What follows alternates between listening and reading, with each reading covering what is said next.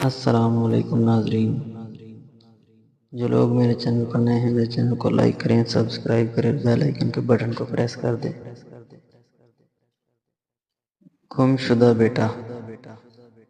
لیکن احتیاط کے باوجود حضرت علی کے والد کو ان کے قبول اسلام کا علم ہو گیا تو انہوں نے حضرت علی سے ان کے متعلق استغفار کیا۔ اپنے والد کا سوال سن کر حضرت علی رضی اللہ تعالیٰ عنہ نے فرمایا، ابا جان، میں اللہ اور اس کے رسول صلی اللہ علیہ وآلہ وسلم پر ایمان لا چکا ہوں اور جو کچھ اللہ کے رسول لے کر آئے ہیں ان کی تصدیق کر چکا ہوں، لہذا ان کے دین میں داخل ہو گیا ہوں اور ان کی پیروی اختیار کر چکا ہوں۔ یہ سن کر ابو طالب نے کہا، جہاں تک ان کی بات ہے، یعنی محمد صلی اللہ علیہ وآلہ وسلم کی، تو وہ تمہیں بھلائی کے سوا کسی دوسرے راستے پر نہیں لگائیں، لہذا ان کا ساتھ نہ چھوڑنا۔ ابو طالب اکثر یہ کہا کرتے تھے، میں جانتا ہوں میرا بھتیجا جو کہتا ہے حق ہے، اگر مجھے یہ ڈر نہ ہوتا کہ قریشی کی عورتیں مجھے شرم دلائیں گی تو میں ضرور ان کی پیروی قبول کر لیتا۔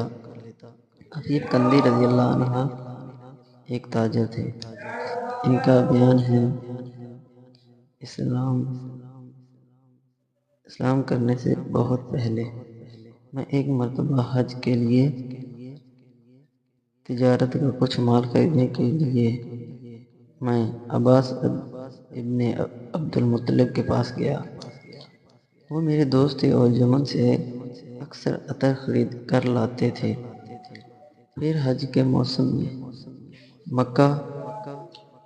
مکہ میں فروخت کرتے تھے۔ میں ان کے ساتھ منی میں بیٹھا تھا کہ ایک جوان آیا۔ اس نے غروب ہوتے سورج کی طرف غور سے دیکھا۔ جب اس نے دیکھ لیا کہ سورج غروب ہو چکا تو اس کے احترام میں وضو کیا، پھر نماز پڑھنے لگا، یعنی کعبہ کی طرف منہ کر کے۔ پھر ایک لڑکا آیا جو بالغ ہونے کے قریب تھا۔ اس نے وضو کیا اور اس نوجوان کے برابر کھڑے ہو کر نماز پڑھنے لگا۔ پھر ایک عورت خیمے سے نکلی اور ان کے پیچھے نماز کی نیت باندھ کر کھڑی ہو گئی۔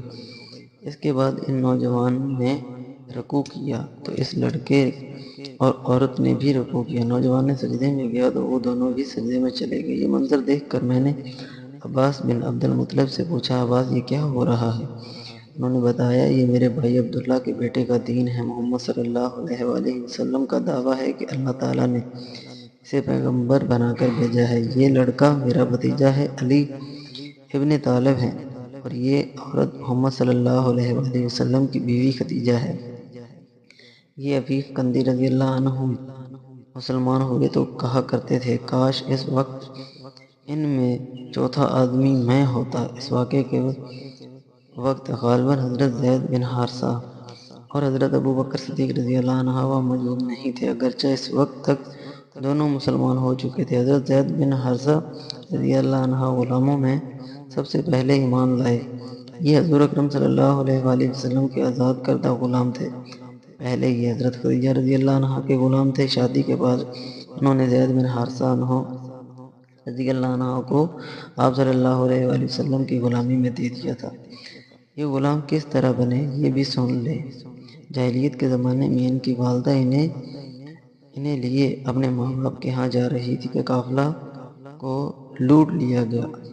ان کے بیٹے زید بن حارثہ رضی اللہ عنہ کو بھی لے گئے، پھر انہیں عکاظ کے میلے میں بیچنے کے لیے لایا گیا۔ ادھر سیدہ خدیجہ رضی اللہ عنہ نے حکیم بن حزام رضی اللہ عنہ کو میلے میں بھیجا۔ وہ ایک غلام خریدنا چاہتی تھی۔ آپ حکیم بن حزام رضی اللہ عنہ کی پھوپھی تھی۔ حکیم بن حزام رضی اللہ عنہ میلے میں آئے تو وہاں انہوں نے زید بن حارثہ رضی اللہ عنہ کو بکتے دیکھا۔ اس وقت ان کی عمر 8 سال تھی۔ حکیم بن حزام رضی اللہ عنہ کو یہ اچھے لگے، چنانچہ انہوں نے سیدہ خدیجہ رضی اللہ عنہ کے لیے انہیں خرید لیا۔ حضرت خدیجہ رضی اللہ عنہ کو بھی یہ پسند آئے اور انہوں نے انہیں اپنی غلامی میں لے لیا، پھر نبی اکرم صلی اللہ علیہ وآلہ وسلم کو ہدیہ کر دیا۔ اس طرح حضرت زید بن حارثہ رضی اللہ عنہ آپ صلی اللہ علیہ وآلہ وسلم کے غلام بنے۔ پھر جب آپ صلی اللہ علیہ وسلم نے اسلام کی دعوت دی تو فوراً آپ پر ایمان لے آئے۔ بعد میں حضور پاک صلی اللہ علیہ وسلم نے انہیں آزاد کر دیا تھا، مگر یہ عمر برا حضور پاک صلی اللہ علیہ وسلم کی خدمت میں رہے۔ ان کے والد ایک مدت سے ان کی تلاش میں تھے۔ کسی نے انہیں بتایا کہ زید مکہ میں دیکھے گئے ہیں۔ ان کے والد اور چچا انہیں لینے فوراً مکہ معظمہ کی طرف چل پڑے۔ مکہ پہنچ کر یہ آپ صلی اللہ علیہ وسلم کی خدمت میں حاضر ہوئے اور آپ کو بتایا زید ان کے بیٹے ہیں۔ ساری بات سن کر آپ نے ارشاد فرمایا، تم زید سے پوچھ لو، اگر تمہارے ساتھ جانا چاہیں تو مجھے کوئی اعتراض نہیں، اور یہاں میرے پاس رہنا چاہے تو ان کی مرضی۔ زید رضی اللہ عنہ سے پوچھا گیا تو انہوں نے نبی کریم صلی اللہ علیہ وآلہ وسلم کے ساتھ رہنا پسند کیا۔ اس پر باپ نے کہا، تیرا برا ہو زید، تو آزادی کے مقابلے میں غلامی کو پسند کر رہا ہے۔ جواب میں حضرت زید رضی اللہ عنہ نے کہا، ہاں، ان کے مقابلے میں کسی اور کو ہرگز نہیں چن سکتا۔